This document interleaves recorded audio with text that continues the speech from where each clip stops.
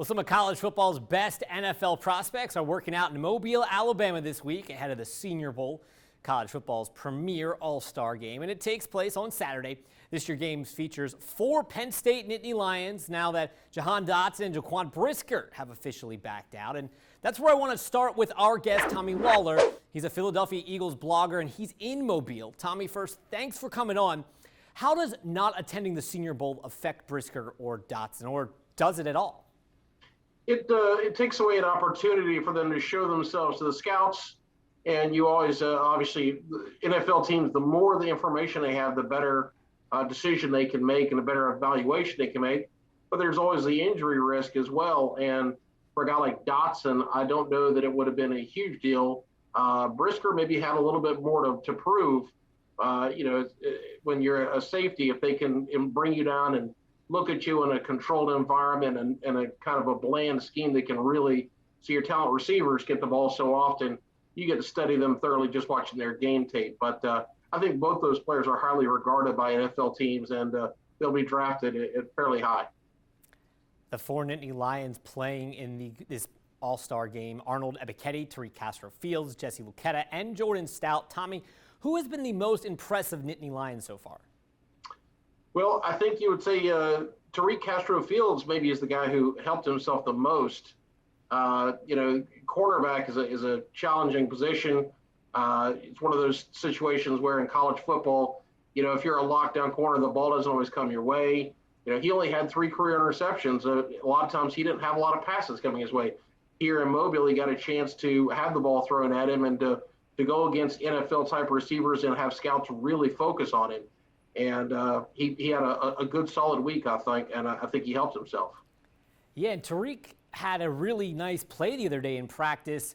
How has he looked against these now elite wideouts? Because like you said, you don't get as much tape on him because no one's throwing at him. Well, it was interesting that the play I think you're talking about was the play where it was in the end zone where he deflected the ball for the receiver and he picked it off. And a lot of people praise him for that play. One issue with that is that the receiver was able to run by him and get open in the end zone. The pass was underthrown. Now, Tariq did a great job by not giving up on the play, and NFL teams will like that.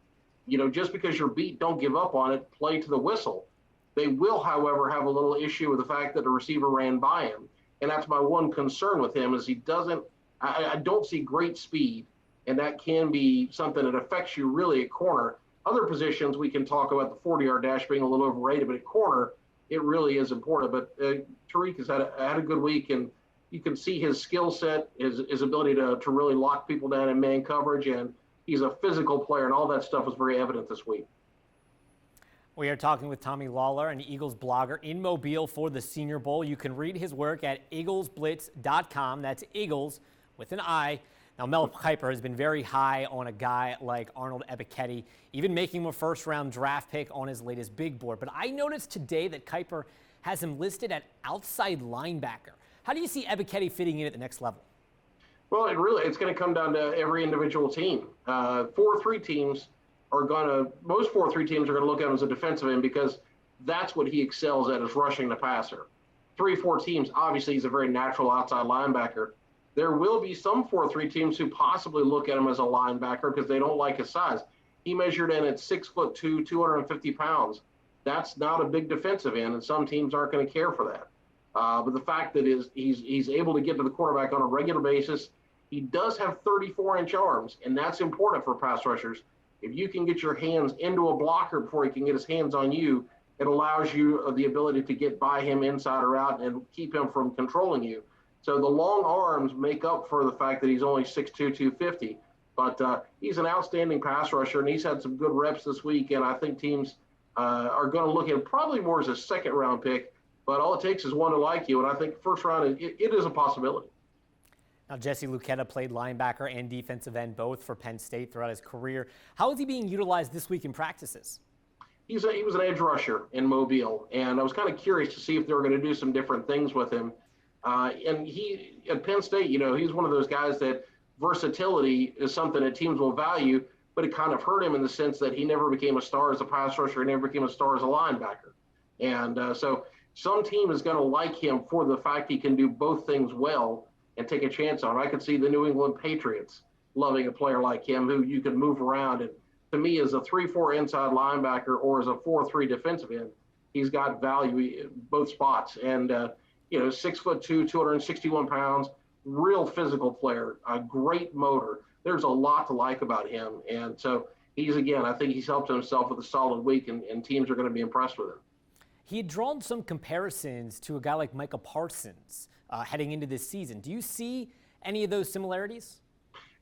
Yes and no. So yes, on the versatility, no in the fact that Micah Parsons was an elite athlete who did special things.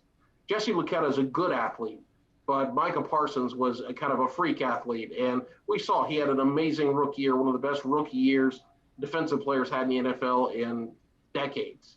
That tells you what a special player is. And so Jesse Luketa is not on that level. However, the fact that he could line up at inside linebacker, could play defensive end, he is fast. You watch him at Penn State as a linebacker, and he shows sideline to sideline range. You watch him as a defensive end, he's got good bend, he's physical, he's tough. He's got a lot of attributes that you like. I don't know that I necessarily project him as a starter in the NFL right away, but he is definitely going to, NFL teams will like him. That's also in special teams. That's a guy you want on your team, put him in sub packages and develop him over time.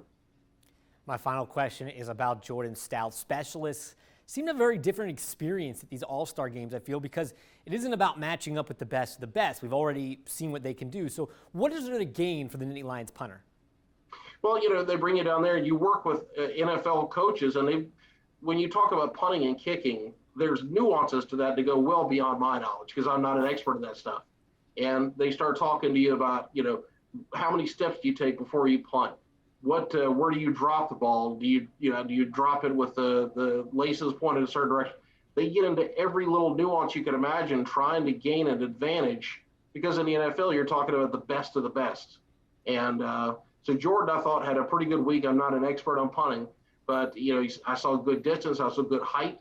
And the fact that there's only going to be 2 punters in that game tells you that's somebody that the NFL teams wanted to see. They had distinct interest in. And I think one thing that helps him a little bit is the fact he's also got the kicking background. As we've seen in recent years, when a team loses their kicker on game day or right before a game, they can't always activate somebody. And if you have Jordan Stout as your punter, you can feel safe with him taking over your place kicking duties for a week or two. Yeah, he was also an elite kickoff specialist for the Nittany Lions. He's Absolutely. Tommy Lawlor of EaglesBlitz.com. Tommy, I really appreciate you coming on. Thanks, Andrew. Great to talk to you.